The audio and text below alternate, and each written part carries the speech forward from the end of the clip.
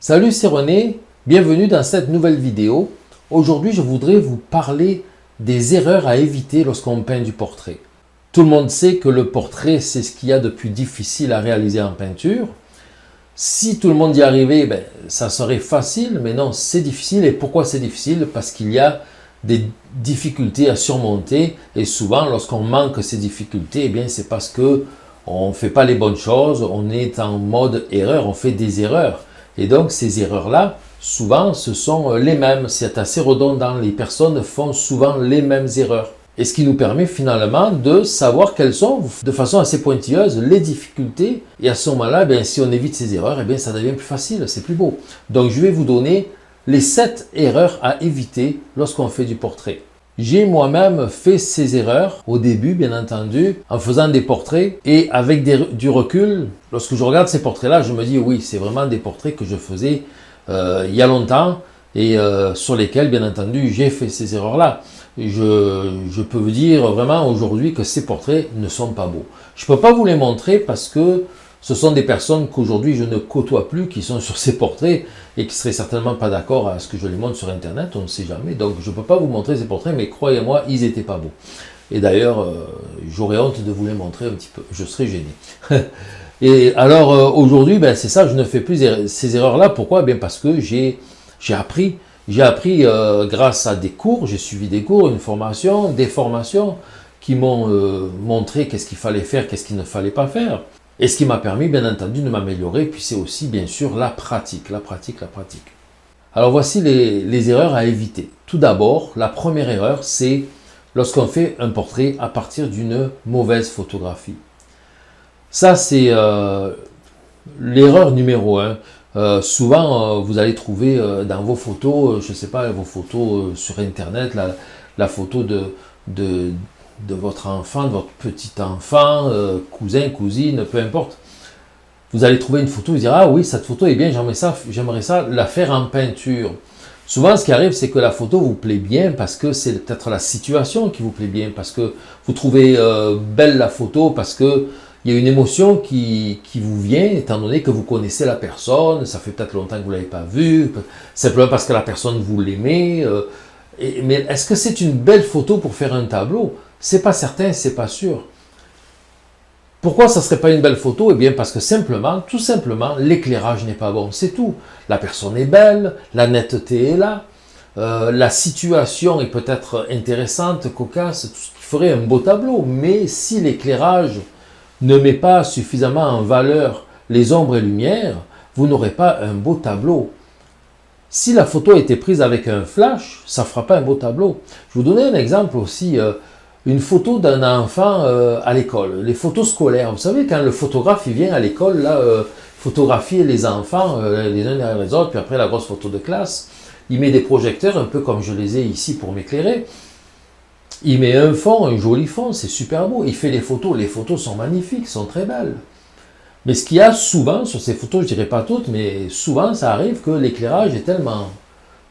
pour éviter qu'il y ait des ombres, qu'il y ait trop d'ombres, les éclairages sont multiples et puis ça diminue les ombres.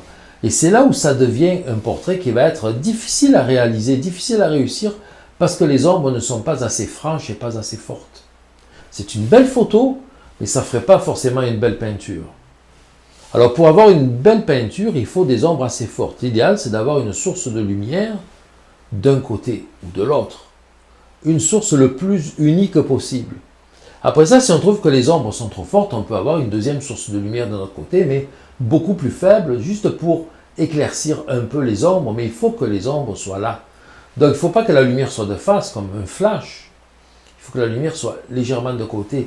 Alors si vous cherchez dans les photos existantes, une belle photo qui fera un beau portrait, cherchez celle où vous allez voir des belles ombres. Vous allez voir des ombres qui vont faire du modelé du visage. Ça veut dire qu'il va vous représenter le visage dans ses volumes.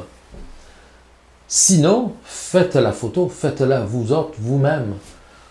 Mettez le sujet à côté d'une source lumineuse assez forte. Donc le personnage est très éclairé. Puis de l'autre côté, allez mettre un réflecteur, un panneau blanc, un morceau de papier aluminium, ou rapprochez-le d'une fenêtre. Ça peut être aussi simplement un éclairage près d'une fenêtre. Si je suis ici, vous voulez me prendre En photo, pour faire un portrait, il faudrait qu'ici, à côté de moi, il y ait une fenêtre, mais pas au soleil. Fenêtre, mais pas au soleil, donc je vais avoir une lumière du jour qui va m'éclairer le visage de façon douce, mais d'un côté. Et puis à l'intérieur, de l'autre côté, il peut y avoir une lumière artificielle, mais vraiment faible, qui va faire que le portrait, dans mes ombres, je vais avoir un petit peu d'éclairage, mais pas trop. Voilà, c'est vraiment très important. Donc, je dirais la première erreur, c'est les mauvaises photos. La mauvaise photo pour faire un portrait. Ensuite de ça, la deuxième erreur souvent qu'on rencontre lorsqu'on fait du portrait, c'est l'utilisation du pinceau, du moins le choix du pinceau. Souvent, vous allez utiliser un pinceau trop petit lorsqu'on a besoin d'un pinceau plus grand. Vous allez peut-être utiliser un pinceau trop grand lorsqu'il faut un pinceau plus petit. Ou bien vous allez peut-être utiliser des pinceaux de mauvaise qualité ou qui ont été abîmés. On travaille bien avec des bons pinceaux, des pinceaux neufs ou presque neufs. On peut avoir, moi mes pinceaux ils sont neufs. Ça fait longtemps que je les ai, mais ils sont toujours neufs. J'ai réussi à les garder neufs. Ils sont en bon état. Si vous n'avez pas des pinceaux que vous avez pu garder en bon état, il faut en acheter des nouveaux.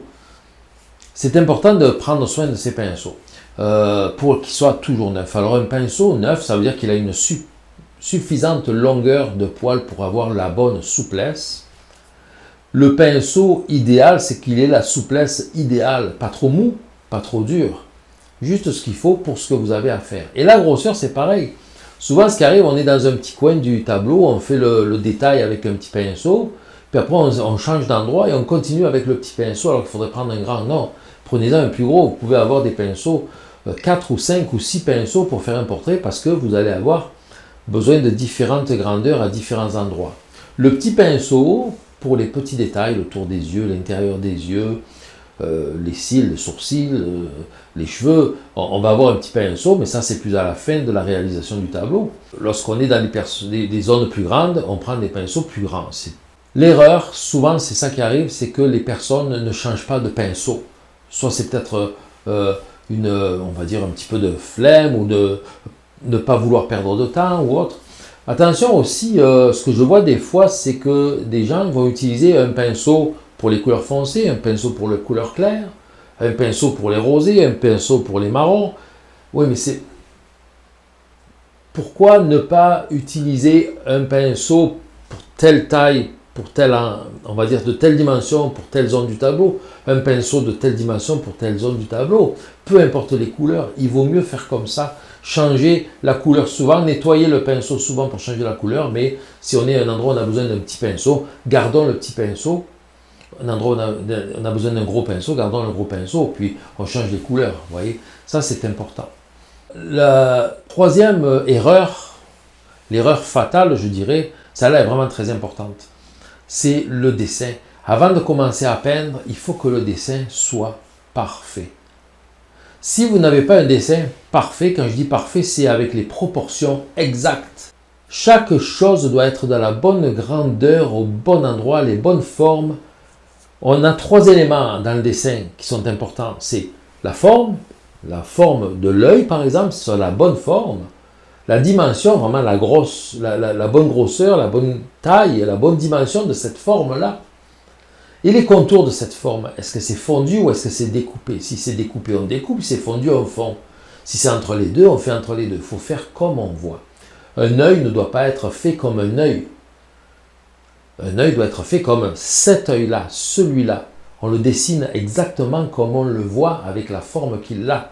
Les particularités de cet œil-là, on le met sur notre tableau. Et ce n'est que lorsque le dessin est parfait qu'on commencera la peinture.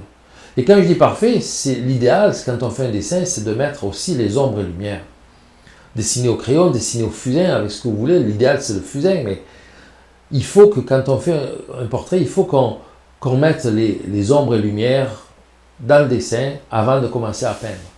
Pourquoi? Parce que si vous faites un dessin au contour, juste des lignes de contour, il ne ressemblera jamais au modèle. Donc vous ne pourrez pas vraiment évaluer si le modèle et le tableau se ressemblent.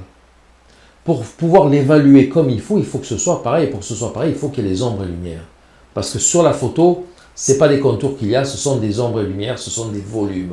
Donc on met les volumes sur le tableau, les ombres et lumières. Quand le dessin est parfait, vraiment parfait, qu'on reconnaît le modèle, qu'on sait que c'est la même personne, avec les mêmes traits de caractère, avec vraiment la même impression, là on va pouvoir dire c'est pareil, c'est bon, je vais pouvoir commencer à peindre, donc je mets du fixatif sur mon dessin et je vais commencer à peindre après. La quatrième erreur, c'est l'utilisation de la peinture. On va parler de quantité de peinture. Souvent, le portrait, c'est difficile, on le sait, le portrait fait peur. Et parce qu'il fait peur, on va peindre des fois avec trop peu de peinture sur le pinceau. On va juste à peine vouloir changer très peu les choses sur le tableau, de peur que ce soit trop fort, puis c'est tout à recommencer. Mon Dieu, après toutes ces heures de travail. Non, alors il faut peindre avec suffisamment de peinture. Mettez-en plus épais. Si vous devez éclaircir, mettez du clair dans votre peinture, puis appliquez-la, ça va éclaircir. Si vous devez foncer, mettez du foncé, appliquez-la, ça va foncer. Mettez la bonne couleur. Plutôt que de mettre pour éclaircir très peu de clair, puis frotter beaucoup le tableau pour juste à peine teinter le tableau, pour changer à peine. Ça, c'est difficile à gérer. Il vaut mieux mettre la bonne couleur, la faire sur la palette, puis la mettre. J'ai mis la bonne couleur, je compare avec mon modèle, c'est la bonne. Merci, bonjour, c'est fait. Alors que de tâtonner avec des petites quantités de peinture, frotter à peine un petit peu pour gagner la bonne couleur en modifiant petit à petit la mauvaise couleur, ça peut durer longtemps. C'est travailler toujours en hésitation et ça ne peut pas faire un beau résultat. Pourquoi? Parce que vous travaillez avec la peur. Il faut travailler sans la peur. Donc mettez toujours suffisamment de peinture sur votre pinceau pour mettre sur la toile ce que vous devez y mettre pour obtenir ce que vous devez obtenir. Voilà, tout simplement. Alors la cinquième erreur, c'est les tons chers, les tons que vous utilisez, la peinture. Vous allez toujours utiliser par exemple du blanc, du rouge, du brun, du terre de sienne brûlée, terre d'ombre brûlée, des bruns, du blanc. Selon les besoins plus clairs, vous mettez plus de blanc. Quand c'est plus foncé, vous mettez plus de brun. Mais vous restez toujours avec la même couleur de base. Finalement, vous allez avoir un ton cher qui peut-être à un endroit dans le portrait, c'est la vraie couleur, la bonne couleur par rapport au modèle. Mais après ça, quand vous allez voir partout dans les ombres, dans les lumières, à certains endroits, il y a des reflets sur le visage, il y a des ombres plus froides, il y a des reflets de ce qui est alentour de nous. Les couleurs vont changer, des couleurs du visage peuvent devenir des fois plus grises, plus mauves, plus verdâtres, plus bleutées. Et c'est là où il ne faut pas hésiter à mettre ces couleurs-là, ces tons-là, et quitter la couleur chère parce qu'elle n'y est plus sur le portrait. Venir avec des couleurs qui sont plus vraies, plus naturelles. D'ailleurs, lorsque je fais du portrait, je n'utilise pas de brun, je vais toujours utiliser du blanc, du jaune, du rouge et du bleu. Parce que juste blanc et rouge, ça fait rose. Des fois, on va dire, mais c'est trop rose, on va mettre un petit peu de jaune. Ah, c'est trop orangé. Et à un moment donné, il va falloir mettre du bleu pour quitter la couleur trop vive dans le rosé ou trop vive dans l'orangé. Et ce bleu, des fois, on va le voir en plus grosse quantité à certains endroits. Il va venir même des fois le visage presque mauve. Il ne faut pas hésiter à être un petit peu plus violacé quand c'est nécessaire. Donc, cette erreur-là, c'est de toujours utiliser seulement des couleurs chères et ne pas aller dans les vraies couleurs, celles qu'on a sur le portrait, celles qu'on a sur notre modèle. Et la sixième erreur, c'est ne pas faire les ombres suffisamment foncées. La peur s'installe toujours, la peur de mal faire, la peur d'être obligé de reprendre, d'être obligé de corriger, obligé de recommencer. On va trop doucement et quand il faut foncer des ombres, il faut foncer des ombres. Parce que si vous ne foncez pas suffisamment les ombres, vous n'aurez pas les volumes exacts. Si vous ne mettez pas les contrastes suffisants dans votre portrait, vous n'aurez pas les volumes exacts. Le modelé n'apparaîtra pas et ça ne ressemblera pas au modèle. Si sur la photo, sur le modèle, vous avez ici une ligne très foncée, mettez-la très foncée.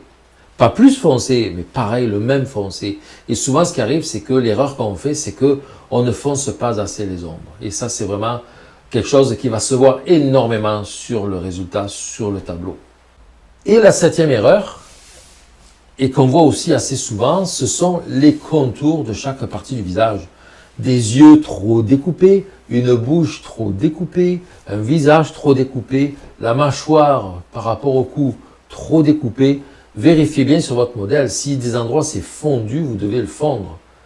Si la lèvre se retrouve comme la même couleur que la peau à côté de la lèvre ici, que les deux ne sont pas découpés sur le modèle, ne le découpez pas sur la photo. Vous comprenez, c'est ça. Il y a des endroits où sur le visage, les écarts de couleur, si vous voulez, les contours disparaissent parce que ça peut venir de l'éclairage, ça peut venir de l'angle de vue, ça peut venir de plusieurs choses. Mais si vous voyez que ça n'est pas découpé, ne découpez pas parce que sinon ça ne va pas représenter le sujet, le modèle, comme on le voit sur la photo par exemple. Vous comprenez?